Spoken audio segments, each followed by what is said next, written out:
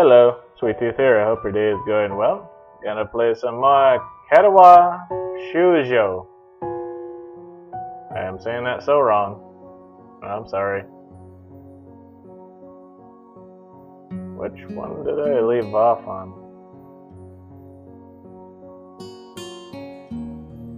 I guess it's this one. Alright. Ah, Mr. Nakai. What a happy coincidence. Tezuka too, of course.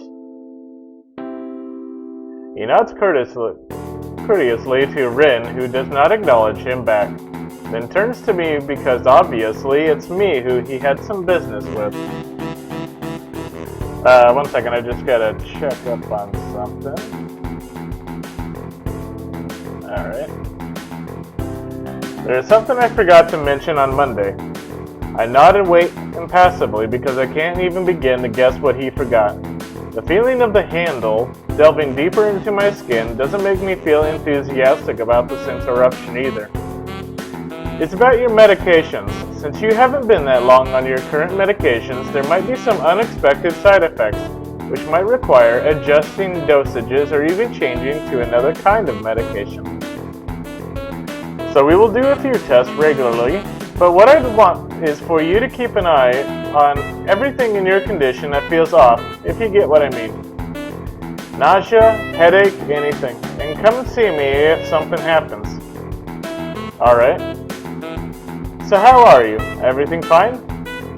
I give up and drop the can to the floor before answering him. Apparently this takes longer than my biceps can handle. I'm about to say something generic as an answer, but then I realize how often I've done that lately. Other people have asked me that too. Teachers and students here, my parents, visitors, nurses, doctors at the hospital. Everyone seems to be concerned about that. It's natural for a hospital, not so much for a school. Except this school. This is a small school, and both the student base and the faculty seem to be very tightly knit. Why is he kind of blushing? At least that's the feeling I'm getting. And this is not the kind of school that gets transfer students too often. The thought sends shivers up my spine, but I give a generic answer anyway. In other words, I say absolutely nothing. That's great. Also, one other thing. My sources tell me that you've been at neither the school track nor even the pool, so I'd like to know if you've taken up exercising as I asked. Of course I haven't, but his way of inquiring gives me the feeling that I should have been running my ass off on the track since the very first day. You have people spying on me? Not as much, I just happen to know a few people. But that's not the issue here, so don't try to slip out of it. Well, I was actually just doing some improvised weightlifting as an exercise. I pick up and lift the can up and down a few times, like some sad imitation of a bodybuilder, even though it's weighing down on my arms, on my arms painfully. The stupid grin disappears from his face for a second and comes back like it was never gone. Tezuka, would you give us a second? The nurse grabs me by the shoulder without waiting for Rin's permission, which he didn't need in the first place, and drags me aside. When I told you to exercise, I wasn't joking. I understand that you are still on your first week and all, but please don't ignore the importance of this. The reason I'm coming down this hard on you is that habits are not easy to form. The more you slip and postpone, the harder it'll be. It's the same with everything, like dieting. Can you promise me you to be more serious about this from now on? Probably should. It's your health. It's your own health. Yeah, I promise. Definitely. He studies me for a moment, then shrugs, smiling again. Okay, that's more like it. If you go to the school track tomorrow morning, you'll meet my spy, who probably has no qualms offering consultation to you if you want to jog a bit. Consultation? See you around. He leaves with a wave of his hand and no answer, and I walk to Rin, who has been waiting idly, leaning against the hallway wall and staring at the pale lighting fixtures in the ceiling. I gotta turn down that music. It's like right in my ear. There we go. Even when I approach, she doesn't move her eyes off of them. Are you getting medications for your heart thingy? No. Were you listening? Were you? Yeah. But even so, I didn't even read the other part. I don't really want to start talking about it. I just met her. I don't know her. It's not her business. The nurse seems to be happily ignorant about confidentiality, too. Talking about that kind of thing in public. But it's not Rin's fault, is it? I look up at her, suddenly feeling a bit guilty, but Rin is just staring past my shoulder quizzically, her head tilted like a bird's. Sigh. I don't know why this is so hard for me. It feels like there's some inexplicable lock that prevents me from being more upfront about this. Yeah, they're for my heart. Will they make you better? No, not really. They just make me a little less worse. Rin keeps looking at me for a while longer, and she neither says anything further, nor displays any kind of emotion I could discern. I'm thankful that she doesn't. I think I'm still not quite used to all this. At the hospital it was easy, but I still haven't sorted my feelings about having to live a normal life with this disability. We leave the main building and Rin leads us onwards towards the dorm. We stop at the small patch of greenery in front of the dorm building. Oops.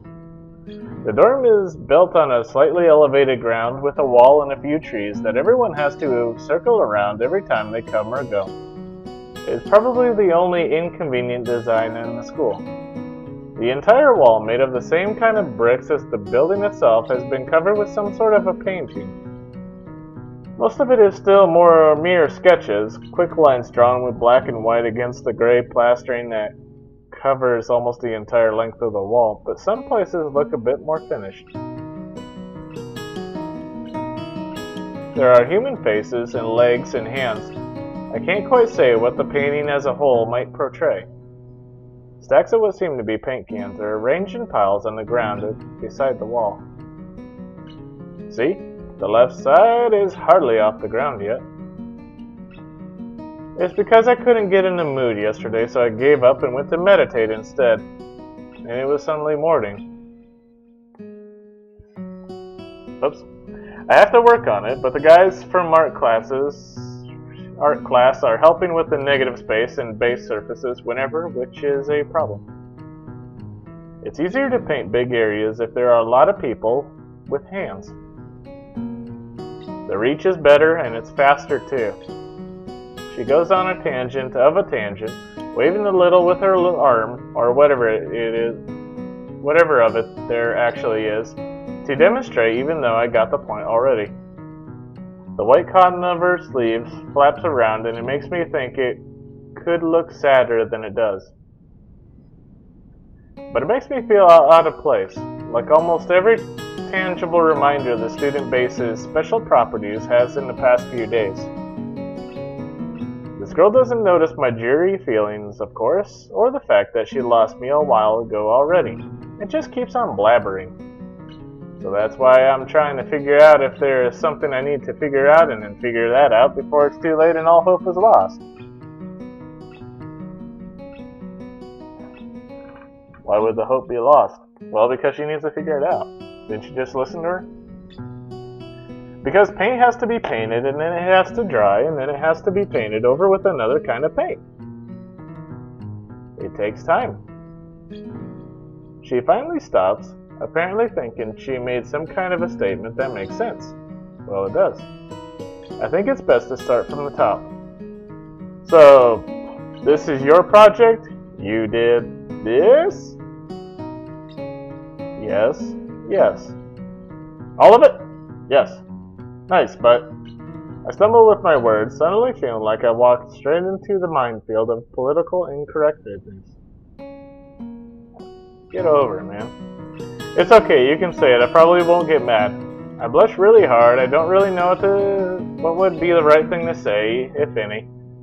It feels that I am way more sensitive than Rin is, though. This is really awkward. You made it awkward. Don't you want to ask? How do you paint without hands? With your feet. See, I'm an easy person to talk to, right? With my feet. I almost guessed that already, but isn't that hard to do? You already saw her eating with her foot. Why are you asking that? You're good at guessing. Anyways, no he isn't. This house not good at guessing at all. Anyway, I don't think it is, but maybe I'm used to it by now.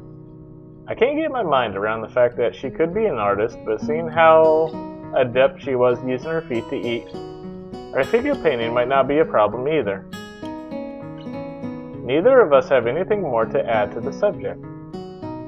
The afternoon light works pretty well. I was afraid it would look too flat, but it's not like that after all. I think it's actually pretty interesting. I wanted to see what it looked like in dim light. Do you think it's flat? Well, paintings tend to be flat. Not like that flat, you know, flat, like some people are. No substance, no meat there, where there should be some. I know a few girls who... Okay, I get it. But I couldn't really tell. I'm not that good with art. I can't name many artists or artistic terms. What, no Monet or Van Gogh or nothing? So I don't really have anything to say because you are a lame-ass person. Ren shrugs her shoulders at that, saying, suit yourself. And then kicks you in the ass. Without saying it, looks up at the sky as if trying to look for something up there. I didn't think I'd get any actual work done, but if you give me a hand with the paints, I could do a little before it's too dark. I wanted to get a halogen lamp, like the ones they have at the sports track, but there aren't any. Rin sure is quick to recruit my help, as was Shaizun. It really makes me feel that the festival is such a big project that every pair of hands is needed. Well, because they are. The whole school's involved. Why not? I'm not really sure if I can be any of help, though. It's just mixing some paints. You can do that. Probably. You have motor control problems, like, you know, those people who have some? Cerebral palsy, maybe? Not that I know of. I get it. Heart thingy has nothing to do with that. She gives me a sly look for no reason. No, it doesn't. Let's do it then. So she sits on an empty wooden box and very naturally picks up a wide brush between the toes of her bare right foot. I open a few of the cans and pour some of the contents into shallow bowls for mixing. The thick paints flow lazily from the can to the bowl like syrup. I mix them, creating funny hypnotic-looking swirl patterns that melt quickly into each other to form a new monotone hue. Rin sets to work every now and then in asking me for a hand with something or the other. Finding different brushes is easy enough, but mixing the paints to be the exact tone this girl is apparently seeing in her head is a frustrating ordeal.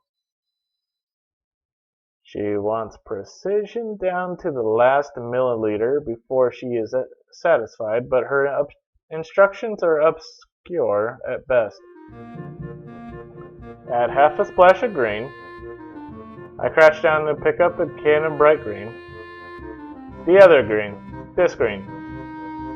I carefully pour some of the other green paint into the mixing bowl. No, that's almost a whole splash. More white. Is green a good color to add? No idea. You're the odd artist here. A hint of a smile appears in the corners of her mouth. Do you lack an opinion? No, it's just that I have no idea. It's okay, because I just got an idea. Add more white. With this exclamation, I pour a minuscule amount of white into the bowl and mix it. It looks slightly whiter. That's not good. It has to be like the color when you wake up and you know that you saw the meaning of life in your dream but can't remember it. Maybe it's yellow. Despite the impossibility of mixing a color like the change of seasons or any other nonsense that's being imposed on me, I find myself enjoying it more than I thought I would. Seeing a painting being born on the plastered wall feels like magic. I spend the moments I am so bored. I have between mixing paints, crouching down on the paving and just looking at her work. It feels slightly intrusive at first, like breaking some imaginary intimacy, but Rin doesn't seem to mind the least bit. The first act is just full of so much exposition and getting used to everything and stuff. Maybe it's just in my head. Her entire presence emits a completely different air as she patiently works the details, adding layers of paint on top of other layers of paint, steadily moving her foot across the wall to add new shapes. When I manage to produce a passable mixture of paint, the rare smile on her face is oddly rewarding.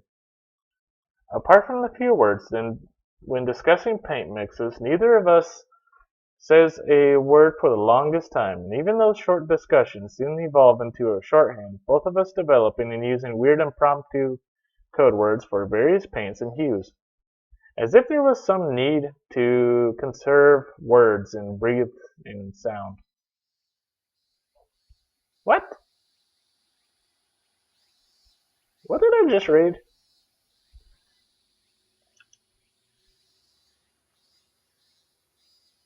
I have no idea what I just read. Okay, we stay there late into the evening until it becomes too dark to paint properly.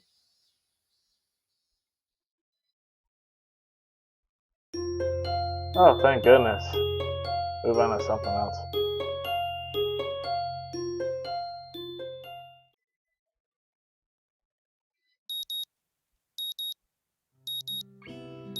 The sound of an alarm pulls me out of a fitful slumber and into the unpleasant state of wakefulness.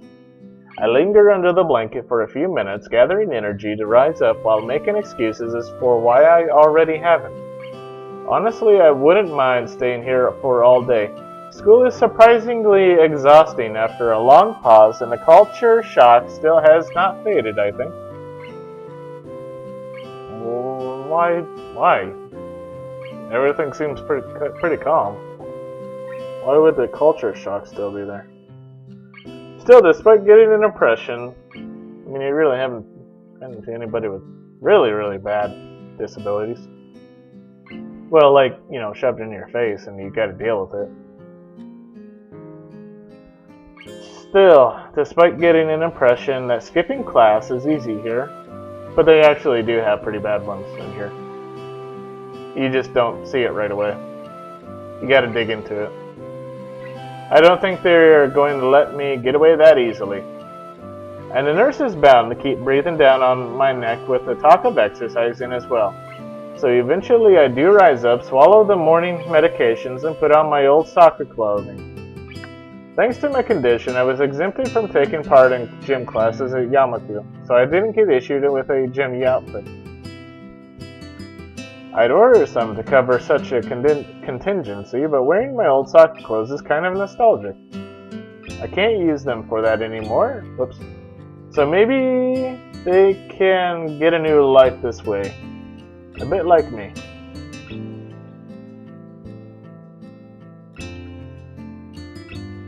Seriously? Come on.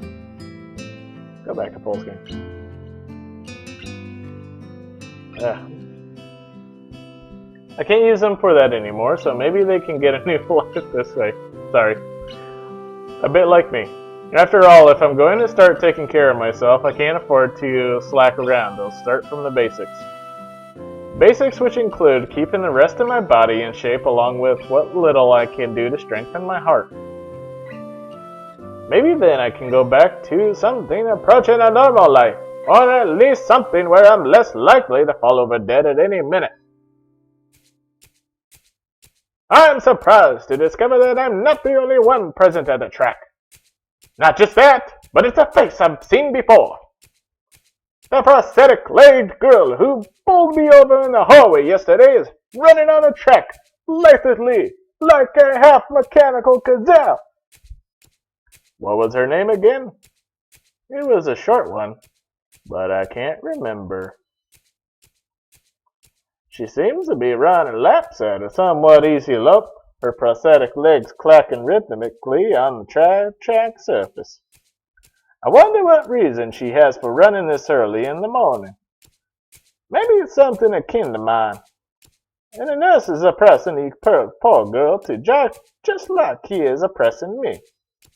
I certainly wouldn't be here if it weren't for my health, and his prompting me to do so. And even with things being like they are, it's only because I wanted to get it out the way early. Okay, stop that. The fact that I would be less likely to encounter someone who would witness my pitiful attempts to get in shape was merely a happy accident. There's many kind of happy accidents you could have too. Just throwing it out there. Many happy accidents. I'd leave, but it seems that my former assailant noticed me on her last lap. She waves at me cheerfully and jogs over. Good morning. Your name is Hasao, right? She grins, seemingly pleased that she'd remembered my name. You may not remember me. Emmy? I knocked you over in the hall yesterday. How could I forget such a blunt introduction? By getting knocked into a coma. Emmy has the decency to look vaguely apologetic for a moment before giggling. Yeah, sorry about that. Again. Well, so as long as you don't make a habit of it, I suppose I'll be fine. Great! I'm not sure she realized I was joking. So the spy consultant the nurse was talking about, is that actually you? That's right. Oh. I was expecting someone from the nursing staff, to be honest. What? You saying I don't look like I could be a spy? No, this is more like a relief. I was afraid he would have someone to watch my every move. Unless you are here to do exactly that. No, I'm here for my own reasons. The nurse just asked me if I had seen a messy hair transfer student. It looks like he's kind of lost around the track. So why are you down here? Amy strikes a dramatic pose. Training! For what? Track! Ah, I see. You're on the track team then. Amy nods enthusiastically. Yep, I'm one of the better runners too. And modest about it. Hey, you should join up! It's good exercise, you know. I think that much extra activity is probably out of the question for me. Now, I'm not even sure that I really like running all that much. Plus, I'm not into organized sports, you know? I'm more into underworld crime dealings, if you get my drift. Bada bing, bada boom. It's true, I never even really got that much into soccer. I mean, I'd run around with my friends and all, but that was really the only reason I ever played. It wasn't for the glory to be found on the field, that's for sure. Amy seems to understand my meaning. I see. Not that into the whole organization thing. But now that you're here, I guess we're going to run together, huh? What? Sure, I guess. Amy seems pleased. Pleased that Emmy. Are you going to warm up? Real men don't warm up. Yes, they do, you son of a... Oh no, you always should warm up. Bat us out. Smack him. She scolds me enthusiastically, but then smiles and leans closer. Smack him. I hate warming up too. She laughs suddenly. Heck, and I don't even have to stretch my legs. As if to confirm her statement, she bounces up and down a couple of times, giving a passing impression of standing on a pair of springs. Her leg blades seem to be quite elastic. Let's go. So we both take off around the track and everything is blurry. And I can immediately see that she wasn't lying about being good at running.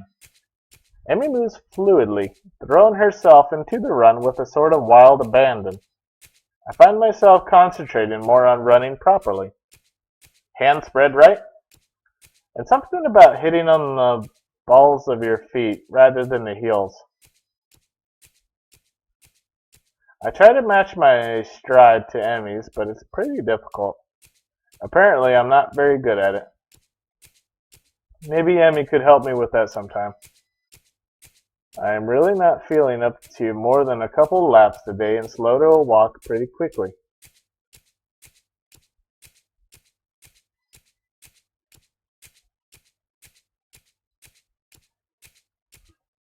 It sounds like a gardener with hedge clippers. Emmy keeps running and doesn't seem to notice I've stopped until she passes me a second time. She quickly skids to a halt. Where's this skidding sound effect? Breathing steadily to contrast to my own somewhat gasping demeanor. Finished already? I hang my head ruefully.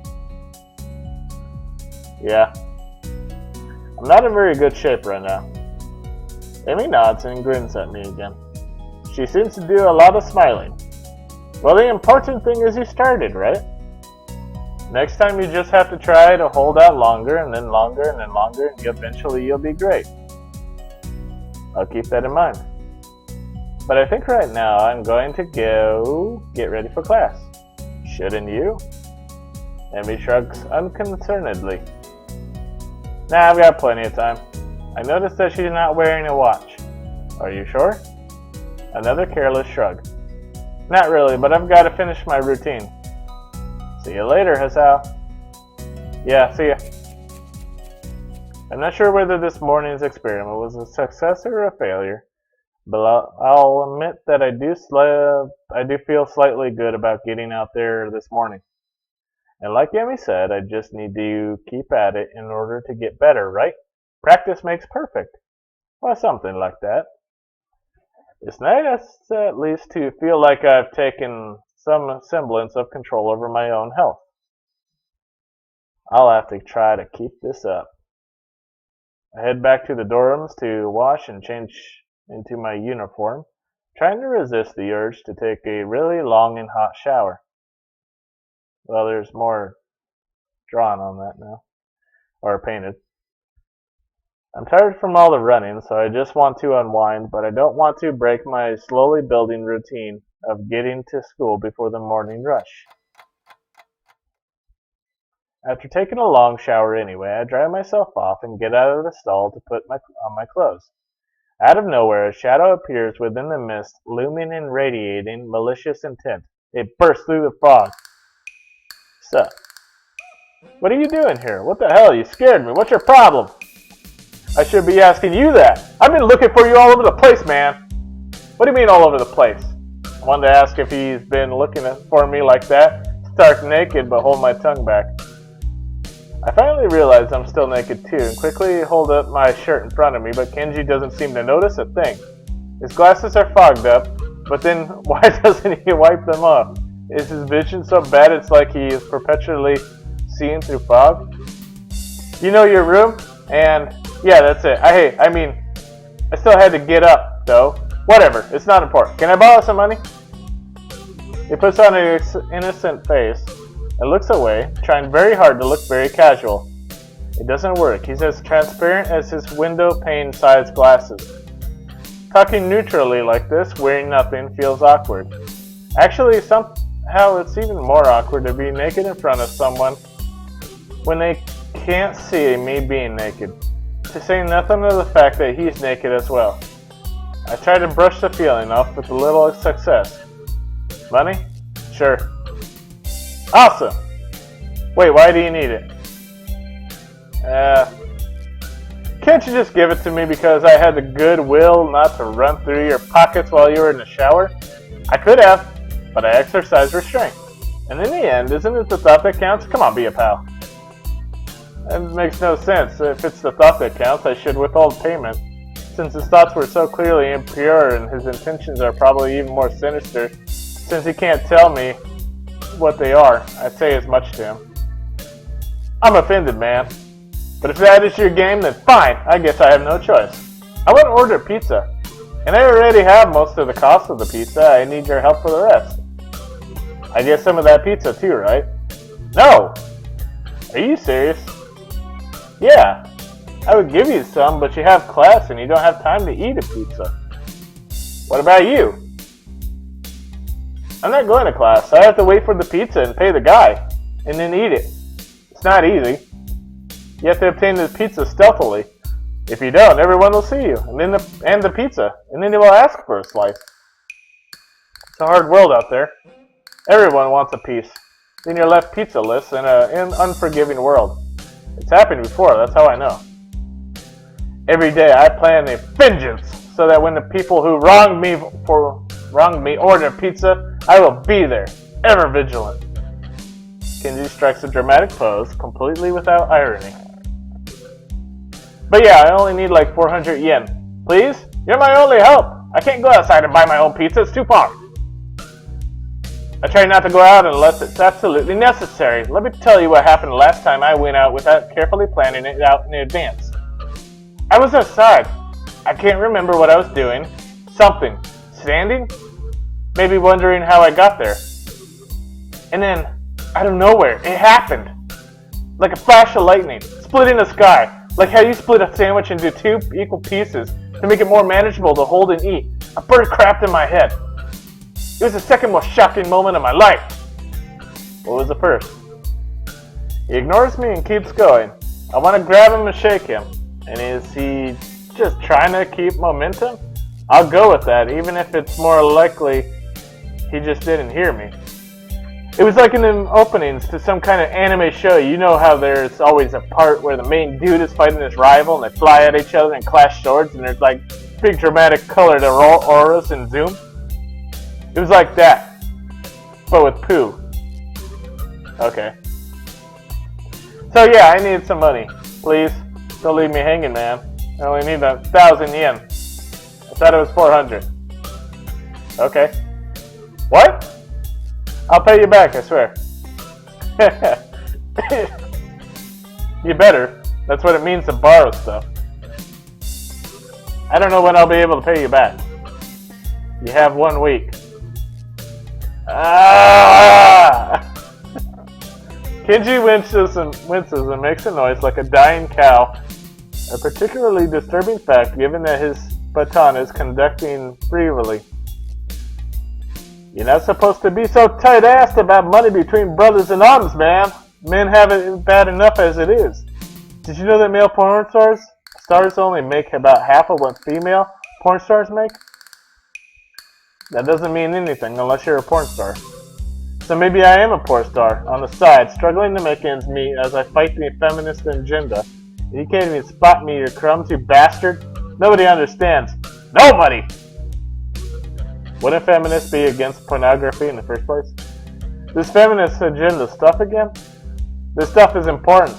I can see that you don't give a shit, but this is serious here. Feminists are a dangerous enemy, make no mistake. You take them lightly and you'll wake up in the morning with a knife in your back. BAM! Out of nowhere. How do you wake up in the morning if someone stabbed you in your sleep? Women are terrible at stabbing things. I thought you just said don't take them lightly. Well, I mean don't take them lightly for the big things. Individually, they're not a threat. But if there was some kind of war, like a big war, with men on one side and the feminist forces on the other side, it would be pretty ugly. And then that day will come when the feminists come out of their central top secret worldwide feminist headquarters and say, "It's on now, motherfuckers." You're being ridiculous. There's no big worldwide feminist headquarters building where would they even hide that? I mean, it'd have to be massive. You couldn't hide that on Earth. Someone would have noticed a big fortress with women only in it. Who said it was on Earth? I turn away from Kenji and start practicing frowning faces in a mirror so that I can figure out what kind of frown will best express my emotions. He can't see me from this distance anyway, which unfortunately means that he just keeps on ranting without any regard to sense or sensibility. Yeah, there is a war going on, a war not many know about, but it's a great one that will one day boil over and encompass all of the knowing world. But we will have to pick our sides, We will have to make a stand. In fact, it's happening right now. Imagine it, the bloody battlefield, a vicious conflict without end. I almost gave up. When I thought this cause was silly, when I grew tired of the bleakness of our fight, when I mistook the time the power went out for a feminist raid and thought the end was near. But then I realized that if I gave up, it would all be over. And I was like, whoa! And knew I had to get serious. Because I am the last sane man in an insane world. It's about duty. Must be a pretty crappy movement if it all hinges on one naked guy ranting in a bathroom at another naked guy. So can I have the money? He's blocking the way out. It's getting cold because I'm still naked and I want to go to class, so I agree to buy him the money. Awesome, thanks dude. We should go bowling later on. Bowling? Yeah, it's the ultimate sport. There are almost no women bowlers either, making it also the manliest sport. Should I wear my pink bowling shirt with matching shoes or the pastel green with flower accents? There are bowling clothes? Maybe. Anyway, you had better pay me back. I can pay you back in stuff, right? I don't have the time to ask him to elaborate on what that means. I don't know, I have to get to class. You're kind of in the way. Oh, sorry, yeah. I don't want to hold you up, and I have some stuff to do myself. The time has come. The time for what? I just like saying that. Okay, now the time has really come. For what? I have to use the bathroom. Get out of it. I was just going to. What does that mean? It's a big bathroom. So, I have to be alone or I can't go. The pressure. Okay, what if someone else comes in? I'll think of something. I give him my practice frown and it looks kind of silly reflected in his glasses. He either doesn't notice or doesn't see anyway, so I get dressed and run back to my room feeling as though an eternity has passed since I woke up. That is a time I will never get back. I'll get him for this somehow. But right now I have to get to class. I'm the first person in class today, although I think I'm a little too early. Then again, sitting alone here for 20 minutes sure beats having to suffer that time with Kenji. I agree. Boop, boop. Anyways, that's gonna do it for this video. I want to thank you for watching. Feel free to leave a comment. I hope you have yourself a good day.